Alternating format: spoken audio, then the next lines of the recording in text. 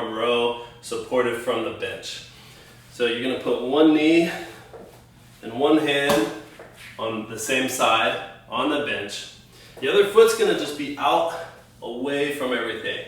It's going to stabilize, but don't let it get in the way of the dumbbell moving. So kind of get it back and out of the way.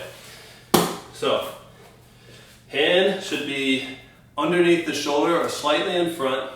Knee under or slightly outside of the hip. Go down and grab that weight.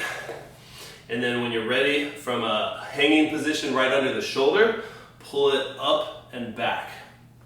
So instead of bringing it directly up to your shoulder, think about bringing it back almost towards your hip. So you're going out from here, pulling it in towards your lower ribs or your hip.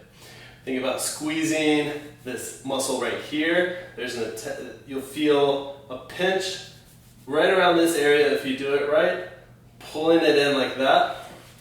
Do all of them on one side, and then you can switch over to the other side of the bench and get the other side.